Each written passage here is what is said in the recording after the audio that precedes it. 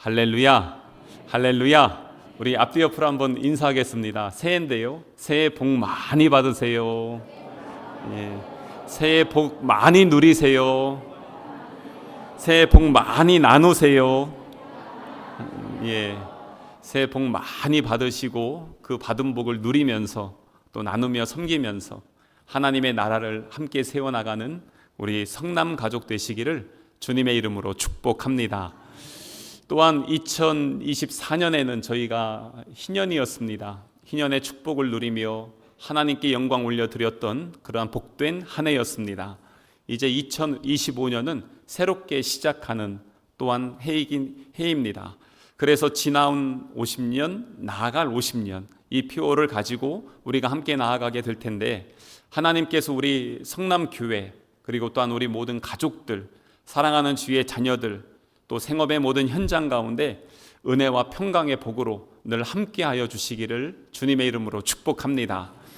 우리가 이 자리에 서면서 어떻게 지나온 50년을 한번 되돌아보고 또 앞으로 나아갈 50년을 어떤 마음으로 주님 앞에 설 수 있을까? 그러면서 본문의 말씀 빌립보서 3장 12절부터 16절까지 말씀으로 함께 은혜를 나누려고 합니다. 이 빌립보서 말씀을 쓸 때 사도 바울은 지금 갇혀 있었습니다. 감옥에 갇혀 있고 그는 지금 자유함이 없습니다. 그동안의 선교 사역을 감당하느라고 참 많이 피곤하고 지친 그러한 상태였습니다.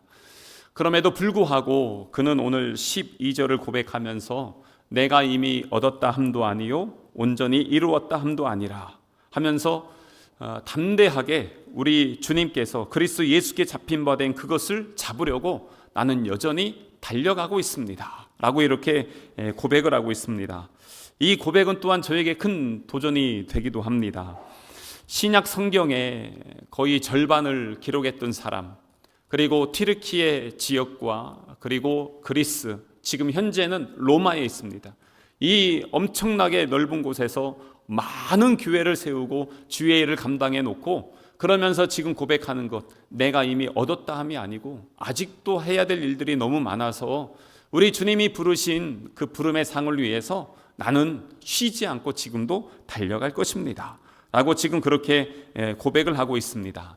그러면서 이 13절에 보면은 그의 신앙과 삶의 그 결단과 고백이 두 가지가 담겨 있습니다.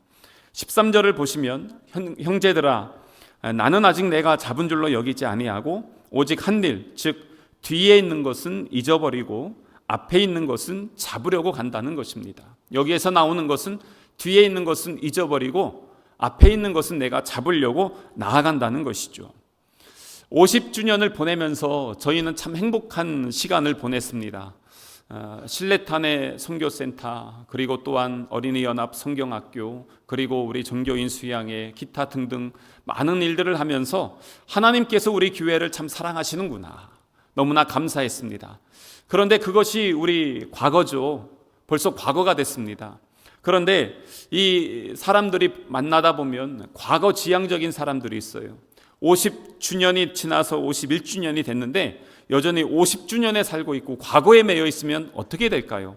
그때가 너무 좋았어, 그때가 행복했어, 그때로 다시 가야 되는데, 예전에 이스라엘 백성들이 애굽이 좋았어요, 애굽에 가면 고기가 있고 애굽에 가면 뭐가 있어요, 그러면서 뒤만 구하고 거기에 과거에 매여 있으면 하나님이 기뻐했을까요?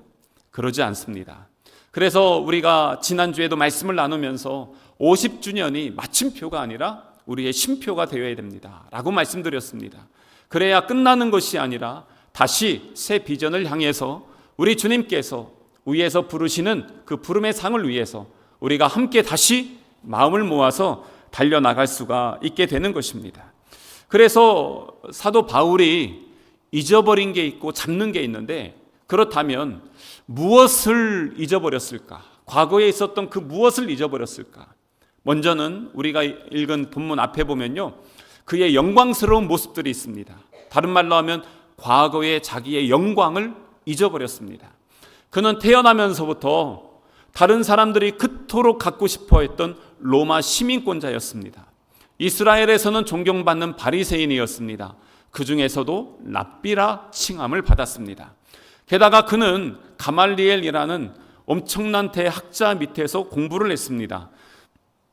요즘으로 얘기하면 엄친아죠. 뭐 부족할 게 없어요.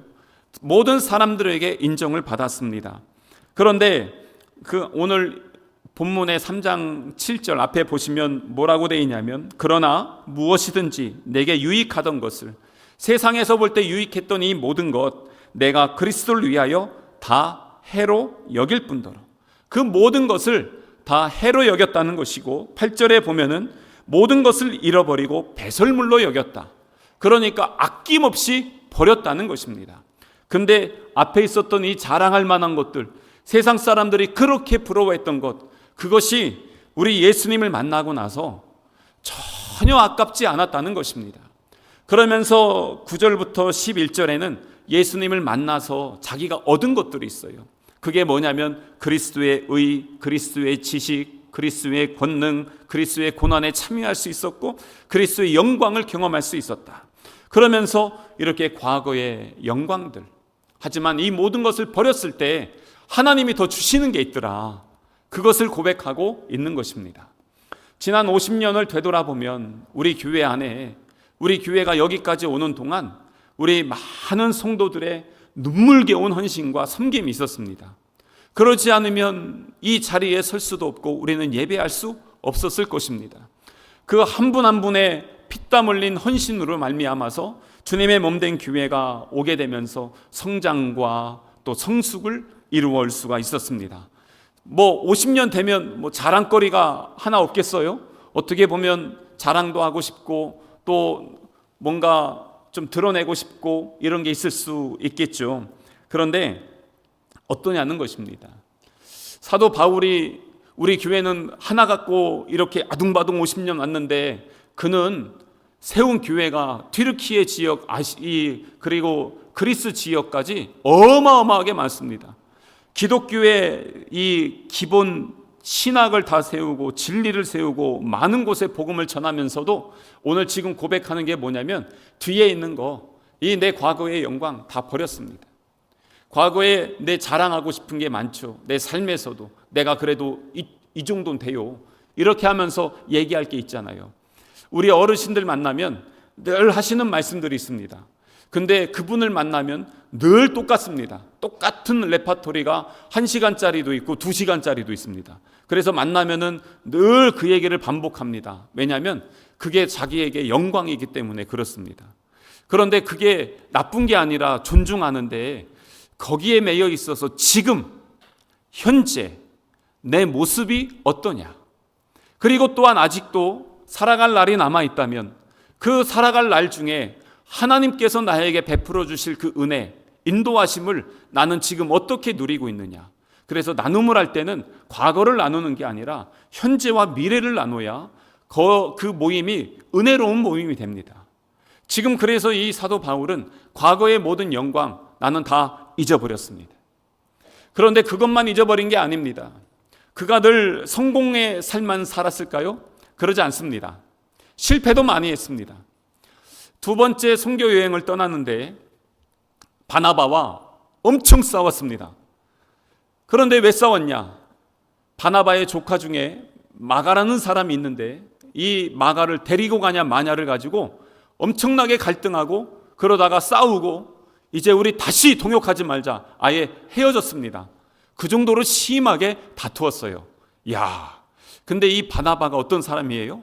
바울을 목회자로 세웠던 사람이고 바울을 오해했던 사람들 다 변호해줬던 사람이고 그러면서 함께 동역하면서 세워졌던 사람인데 그렇게 심하게 싸우면서 그러면서 헤어졌습니다.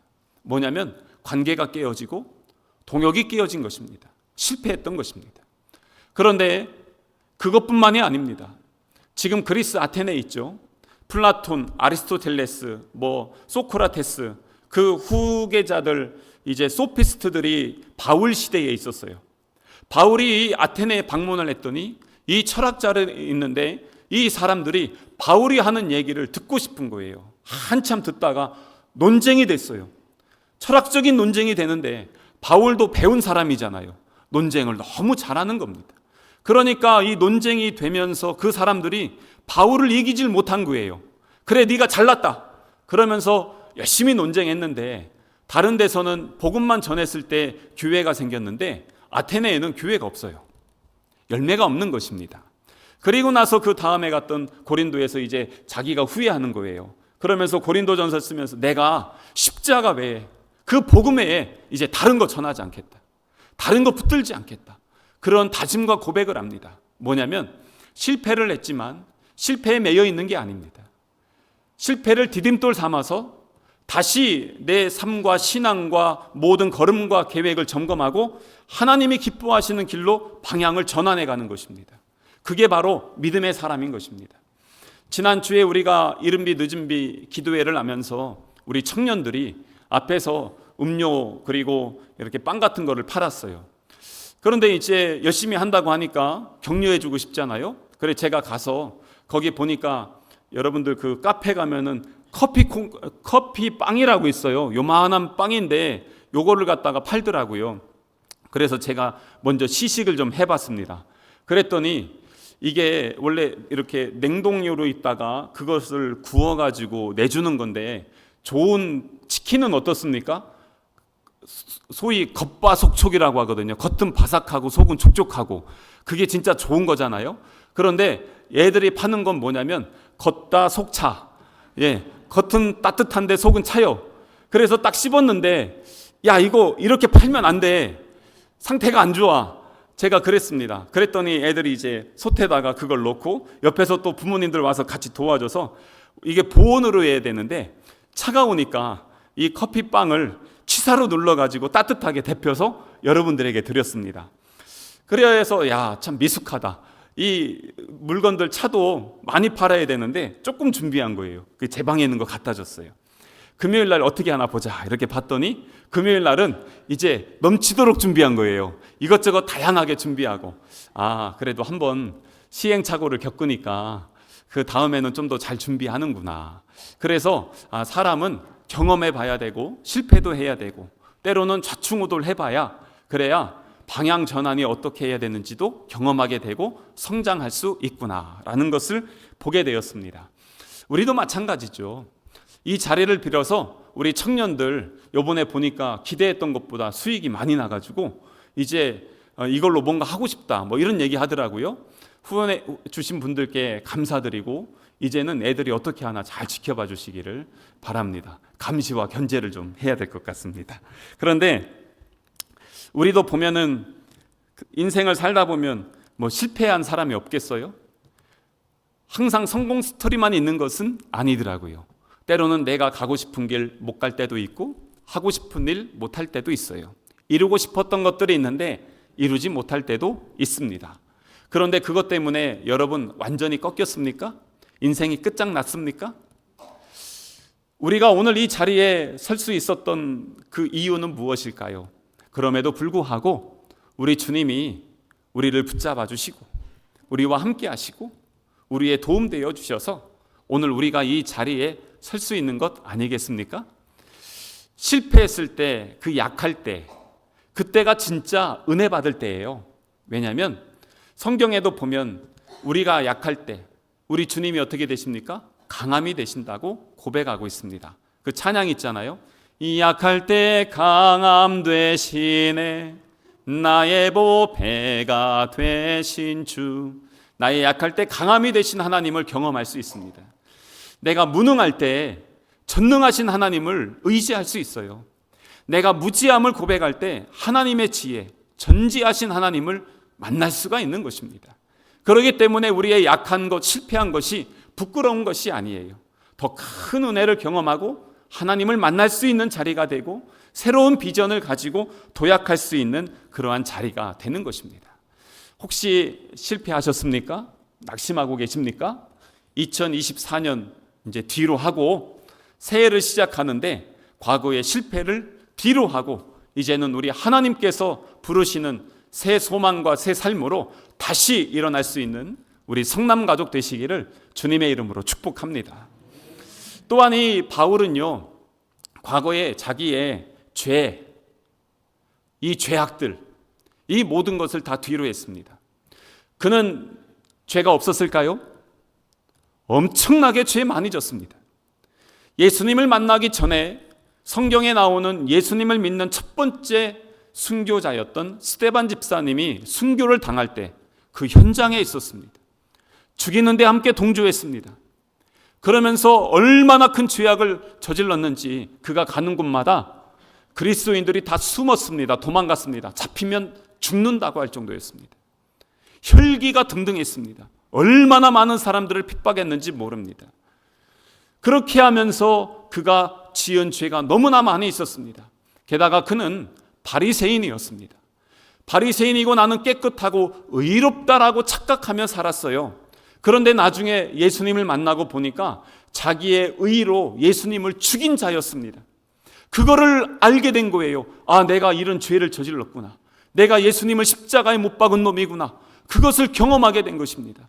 그 죄가 평생에 자기의 마음에 사무친 거예요. 나는 죄인이야. 나는 예수님도 죽이고 많은 그리스도인들도 죽이고 나는 죄를 너무나 많이 졌어. 그런데 그 죄의식이 항상 그에게 있으면서 주님, 나는 죄인입니다. 모든 사람이 하나님의 영광에 이르지 못해서 우리는 죄인이 되었습니다. 그러면서 죄인임을 깨닫고 나서 보니까 이걸로 끝난 게 아닙니다. 죄라는 걸 알게 되고 죄가 내 안에 들어와서 역사한 걸 보게 되면서 더 크게 하나님을 갈망하게 되었습니다. 하나님을 의지하게 되었습니다. 그러면서 성경에서 말씀하시는 하나님이 어떤 분이신지를 구체적으로 경험하기 시작합니다. 그래서 이사야 43장 25절 말씀 같이 보겠습니다. 시작. 나 곧 나는 나를 위하여 우물을 도말하는 자니 내 죄를 기억하지 아니하리라. 아멘. 뭐라고요? 하나님을 위해서 우리의 죄를 기억하지 않겠다는 것입니다. 우리 주님은 우리의 죄를 사하시는 분이십니다. 그래서 예수님을 만났더니 예수 그리스도의 보혈이 나를 정결케 하고 그 그리스도의 보혈이 나를 새롭게 하시는 은혜를 경험하게 된 것입니다. 그래서 그가 로마서를 쓰면서 로마서 8장 1절 2절에 이러한 아주 기가 막힌 고백을 합니다. 같이 한번 읽겠습니다. 시작. 그러므로 이제 그리스도 예수 안에 있는 자에게는 결코 정죄함이 없나니 이는 그리스도 예수 안에 있는 생명의 성령의 법이 죄와 사망의 법에서 너를 해방하였습니다. 할렐루야. 아멘. 그렇습니다. 그리스도 예수 안에 있는 자는 정죄함이 없다. 이는 그리스도 예수 안에 있는 생명의 성령의 법이 죄와 사망의 법에서 너를 자유하게 했다는 것입니다. 해방했다. 신년의 축복이 무엇이었습니까? 자유하게 한 거 아니었어요? 우리의 모든 죄에서, 억압에서, 우리를 붙잡고 있는 것에서 자유하게 해방을 누리는 축복, 그게 신년의 축복이었죠. 예수님을 만나야 진정한 그 축복을 누리는 것입니다. 그래서 이 사도 바울이 과거의 모든 죄, 이것들이 예수님을 만나면서 은혜로 바뀌기 시작해요. 하지만 항상 고백해요. 나는 모든 사도들 중에서 가장 작은 자입니다. 그 다음 5년 후에 에베소서를 기록하면서 나는 모든 성도 중에 가장 작은 자입니다. 그리고 나서 이제 인생의 말년이 돼서 이제 이룰 것 다 이뤘던 이 바울이 디모데 전서에서 나는 모든 죄인 중에 내가 괴수입니다. 모든 죄인 중에 내가 가장 나쁜 놈입니다. 이렇게 시간이 지나면 지날수록 자기의 연약함을 더 하나님 앞에 고백해요. 왜 그런지 아십니까? 은혜를 경험할수록 하나님의 거룩한 사랑이 얼마나 큰지를 알기 때문에 그런 것이에요. 그래서 그렇게 고백하는 것입니다. 그러면서 그는 이 과거의 죄악들을 잊어버리고 하나님의 은혜의 삶을 살게 된 것입니다. 게다가 그는 이제 과거의 상처를 잊어버리기 시작했습니다. 상처가 너무나 많이 있었습니다. 고린도전서 11장에 보면 그가 복음을 전하면서 당했던 상처들이 많이 있었습니다. 감옥에 갇히기도 하고 매를 맞기도 하고 그리고 또한 돌을 맞아서 죽었다가 살아나고 그리고 배를 타다가 파선하고 잠도 못 자고 먹지도 못하고 그러면서 동족의 위험들, 이방인의 위험들, 독충의 위험들, 수많은 위험들이 그 앞에 있었습니다. 그걸로 받은 상처들로 따지면요, 말도 할 수 없이 얼마나 많이 받았는지 모릅니다. 그 상처들이 있어요. 그런데 만약에 그가 상처를 끌어안고 살아봐요. 요즘 보면 우울증 환자가 많아졌습니다. 코로나19를 보내면서 우울증, 그 다음에 불면증, 공황장애 30%씩 늘어났습니다. 그런데 이렇게 많은 사람들이 정신질환에 있는데 왜 그러냐? 상처를 자꾸 묵상하는 거예요. 상처를 보면서 거기에 매몰되는 거예요. 거기에 빠지다 보니까 나오질 못해요. 그러면서 점점 더 많이 무너지게 되는 것입니다. 그런데 이 사도 바울이 상처가 있지만 상처에 매이지 않았습니다. 왜 그랬을까요? 예수 그리스도 안에서 자유함을 누릴 수 있었던 것입니다. 아까 로마서 8장 1절 2절 말씀이 그런 것입니다. 지난주에 이른비 늦은비 기도회를 하다가 목요일 날 제가 갑자기 본문을 바꿨습니다. 새벽에 기도하면서 제가 31일 날 마지막 날에는 새벽 기도회를 하면서 갑자기 하나님 앞에 계속 회개 기도만 하게 하시더라고요. 하나님 죄송합니다. 하나님 죄송합니다. 너무너무 죄송합니다. 물론 우리 교회가 너무 좋았고 은혜의 열매들이 있었는데 왜 그런 고백을 하게 하셨는지 모르겠어요. 근데 목요일 날 또 기도를 하면서 오늘 저녁에 본문을 자꾸 주시는데 회개 기도를 하게 하신 다음에 뭐라냐면 축복 기도를 자꾸 주시는 거예요. 그래서 본문을 바꿨어요. 그때 저녁에 기도하면서 같이 기도해야 할 때 제가 여러분 용서하십시오. 용서하십시오. 용서해야 됩니다. 계속 그 기도를 했어요. 근데 제가 왜 그 기도가 나왔는지 모르겠어요. 그냥 막 나오더라고요. 왜 그러지? 왜 용서해 달라고 하고 용서해야 된다고 왜 계속 그렇게 기도할까? 그러면서 집에 가서 제가 기도한 거 영상 다시 봤어요. 보면서 내가 왜 그랬을까? 이렇게 보니까 우리 공동체 안에 상처받은 사람들이 너무 많은 거예요. 아픔을 끌어안고 사는 사람들이 너무 많은 거예요. 이 아픔 때문에 가슴을 부여잡고 눈물을 흘리는 사람들이 그렇게 많은 거예요. 근데 보니까 먼 데 있는 사람들에게 상처받지 않아요. 가장 가까운 사람들에게서 상처를 받아요. 그래서 그 안에 상처를 갖고 살고 있어요. 아픔이 있어요. 이것 때문에 어떻게 하질 못해요. 그래서 용서해야 되는데, 그리고 용서받아야 되는데, 그래야 그 은혜가 다시 채워지는데 이 상처 때문에 하나님의 은혜가 부어져도 자꾸 여기서 소멸되는 거예요. 그래서 하나님 용서해 주십시오. 그리고 내가 용서하고 용서를 받아야 되겠다. 그 기도를 계속 하게 하시는 것입니다. 교회 안에서도 보면 공동체 안에서 상처받는 사람들이 많이 있어요. 근데 제가 이렇게 여기 얘기 들어보고 저기 얘기 들어보잖아요. 근데 들어보면 뭐냐면 두 분이 얘기하시는 내용이 똑같아요. 근데 뭐가 다르냐면 표현이 달라요. 근데 표현이 다르다고 나랑 틀리다고 얘기하시는 경우들이 상당히 많이 있습니다. 교회 안에서 가끔 다툼이 있거든요. 의견 차이가 있는데 그분들 만나보면 하나님을 사랑하고 교회를 사랑하는 마음은 다 똑같아요.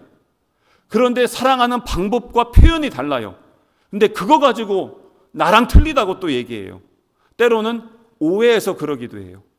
여기서 이렇게 얘기했는데 그것이 한 달이 건너면서 이렇게 돼버릴 때가 있어요. 지난주에 계단에 올라오는데 어느 한 성도님이 저에게 목사님 25년부터 국수하라고 했다면서요? 그러는 거예요. 제가요?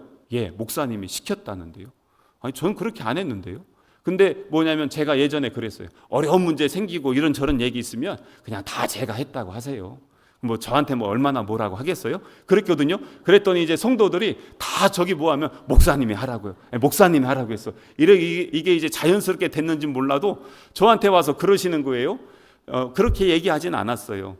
비전위원회 하면서 여러 의견이 있고 그러면 그것을 의견을 한번 들어봅시다 했는데 여기까지 온 거예요.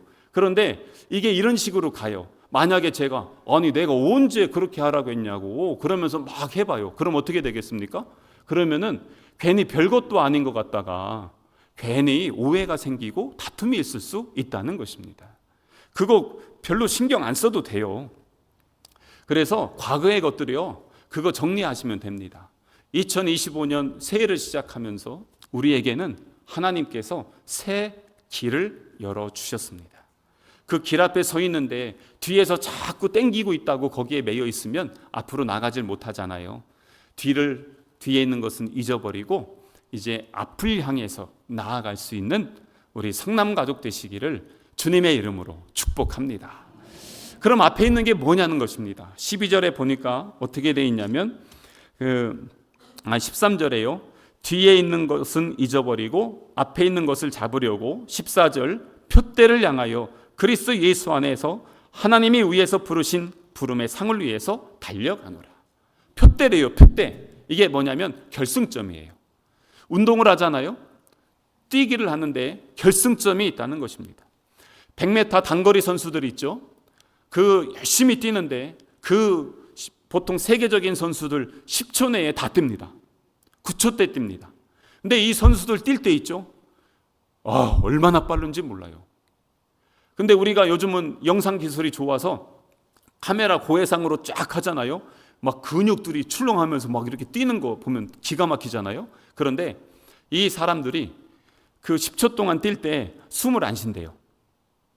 그 10초 동안 참고 숨도 참고 전력 질주해서 달려가는 것입니다. 근데 만약에 가다가 좌우에 누가 있나 이렇게 하면요, 시선이 뺏기면서 0점 몇 초 차이로 내가 질 수 있습니다. 옆에 보지 않습니다. 앞만 보고 끝까지 달리는 것입니다. 바로 지금 이 14절 말씀이 그 얘기를 하는 것입니다. 표대를 향해서. 근데 그 목적이 어디냐? 결승점이 어딥니까? 바로 그리스도 예수 안에서 하나님이 저 위에서 부르신 부름의 상이라는 것입니다. 여러분들 꼴대가 어디 있습니까? 목적지가 어디에 있습니까? 인생의 목표가 어디 있습니까? 성취하고 싶은 게 무엇입니까? 보통 이 교회에서 예배 때 이렇게 여쭤보면요, 그리스도, 예수님, 그게 내 삶의 목적입니다 이러는데, 집에 가서 하는 얘기들 맨날 들어보면 돈 얘기하고 또 돈 얘기하고 뭐 결국엔 또 돈 얘기하고 다 뭐 이러거든요. 그러니까 진짜가 뭐냐는 거예요. 우선 목표를 좀 정리해야 될 것 같아요.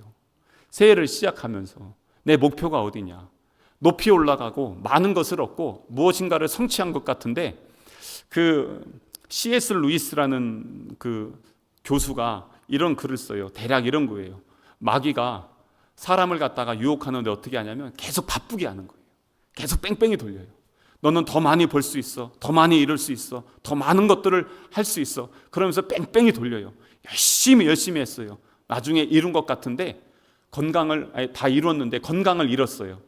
그래서 건강을 다시 회복하느라고 그동안 번 거 다 쏟아부어요. 다 쏟아붓고 했더니 나중에 보니까 뭐만 없냐면 열심히 살고 건강은 잃었는데 그 안에 예수님이 없는 거예요. 그렇게 살게 만든다는 거예요. 우리를 자꾸 그렇게 몰아간다는 것입니다. 그런데 진짜 믿음의 사람들 고백은 어떠냐면 디모데 후서 4장 6절에서 8절의 말씀입니다. 한번 같이 읽겠습니다. 시작. 나의 떠날 시각이 가까웠도다. 뒤에 나는 선한 싸움을 싸우고 나의 달려갈 길을 마치고 믿음을 지켰으니 이제 후로는 나를 위하여 의의 면류관이 예비되었으므로 주 곧 의로우신 재판장이 그날에 내게 주실 것이며 내게만 아니라 주의 나타나심을 사모하는 모든 자에게 도니라. 아멘. 그렇습니다. 제가 이거 장례 예배 때 보통 하는데 믿음으로 사셨던 분들에게만 요 말씀을 가지고 장례합니다. 뭐냐면 마지막 날 나를 위해서 우리 주님께서 의의 면류관을 예비해 놓고 계신다는 것입니다. 그래서 지금까지 달려왔고 마지막 결승점, 그래서 역주해서 갔는데 완주하고 나서 시상대 위에 딱 선 거예요. 우리의 그 마지막 시상대가 어딥니까? 바로 14절에 있는 하나님이 위에서 부르신 부름의 상인 것입니다. 그래서 지금은 뒤 안 돌아봐도 돼요. 지금은 역주하고 달려갈 때예요. 근데 뒤 돌아볼 때가 있어요. 그때가 언제냐면 시상대 위에 올라가서는 뒤 돌아봐도 돼요. 보통 선수들도 그렇잖아요. 열심히 참고 열심히 훈련해서 시상대 위에 딱 올라갔어요. 그리고 뒤를 봅니다. 내가 어떻게 살아왔고 어떻게 훈련했는지. 마찬가지입니다. 우리의 인생의 끝, 마지막 하나님의 부르심의 자리 시상대 위에 올라가서 거기에서 이제 돌아보는 거예요. 감사하다. 그 영광의 주님, 그 눈물도 없고 더 이상 고통도 없는 그 자리가 시상됩니다. 요한계시록 21장에 그렇게 말씀하고 있습니다. 더 이상의 아픔도 눈물도 없는 그곳에서 우리 주님과 함께 영원히 하나님 나라의 영광을 누리는 그 자리가 우리의 시상대가 되는 것입니다. 그게 표대예요. 그래서 바울은 그 표대를 보고 달려가는 겁니다. 오늘도 가고 내일도 갑니다. 유혹도 있고 시험도 있었고 환난도 있었지만 그래도 달려갑니다. 가다 보니까 그 자리에서 나중에는 무엇이 나오냐면 그가 지나온 자리마다 교회가 세워졌고 그가 지나온 자리마다 예수 그리스도의 흔적이 나타났습니다. 그게 바로 그리스도인의 삶인 것입니다. 앞으로 50년 우리 교회가 나아가는 그 걸음걸음마다 주님의 몸된 교회가 세워지고 그리고 또한 예수 그리스도의 흔적이 나타날 수 있기를, 우리 성도들이 가는 곳 그 현장마다 삶의 자리에서 예수 그리스도의 향기가 나타나고 예수 그리스도의 영광이 나타나시기를 주님의 이름으로 축복합니다. 그리고 또한 그렇게 하기 위해서 어떻게 해야 되냐? 완주하셔야 됩니다. 조금 지치면요, 그 자리에 서서 조금 충전해도 돼요. 하지만 우리가 꼭 필요한 것은 완주하셔야 됩니다. 중간에 그만두고 여기저기 좌로 넘어지고 우로 넘어지고 뒤로 또 다시 자빠지고 그래 봐요.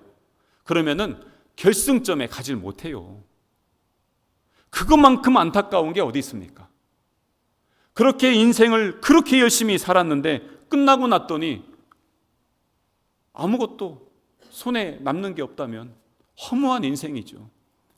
사도 바울의 고백을 다시 한번 보겠습니다. 사도행전 20장 24절 말씀입니다. 같이 한번 읽습니다. 시작.